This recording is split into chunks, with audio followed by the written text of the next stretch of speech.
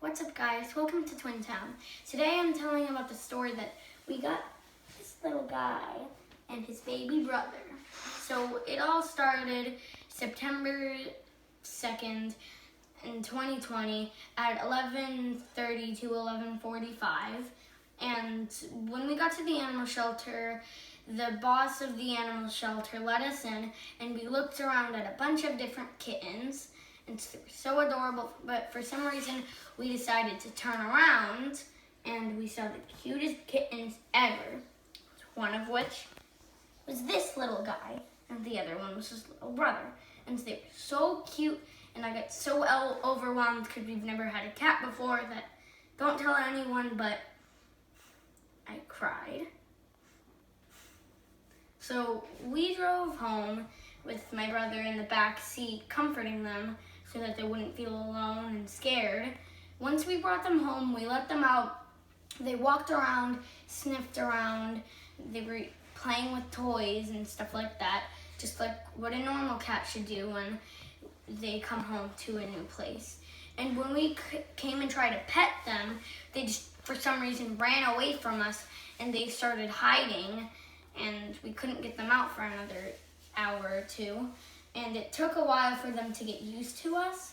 And when I tried to get this one, aka the bigger one, aka Pumpkin, I came up to him to try and give him food and pet him, and he hissed at me. I'm so mad at you. And I was kind of upset because I really wanted to cuddle with cats because they're cats. And once they came out and got a little bit more used to the new home, they started coming up to us and they slept by us, or they slept and we were awake. And when we went to get them so that we could bring them in a different room so that they can go to sleep, because we don't want them to eat the parakeets, because at that time we did have the parakeets, my dad went to get this little guy, this one, and when he tried to pick him up, again, he hissed. And it took a little bit longer to get them, and then it was pretty good. The next day they were really used to us, and that was the day we got their collars on them, but they don't have collars on now because we took them off. And after that, they got really used to us. Like, a week went by and they went from being totally terrified of us to being this affectionate, like how he is right now. He's sleeping in my lap.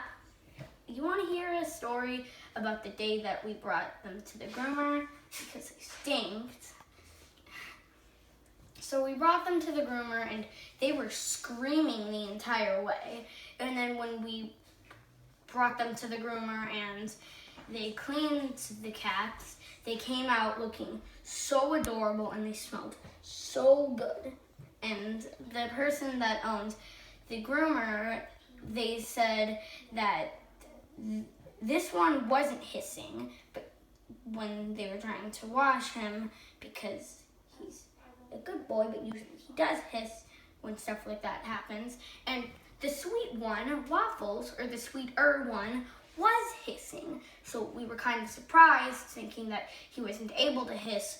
But then a few weeks later, this mean little kitty, they were playing, and he hissed. So then we were like, oh wait, he can hiss. So yeah, now we know that both of them can hiss, and Waffles isn't just immune to hissing. So yeah, that was the story of the day we got the cats. Oh, there's Waffles. And the day we got the cats, and the day we found out that one, Waffles, he's right here. That was the day we found out that he could hiss. He's on the floor now because you can't see him. So, bye-bye.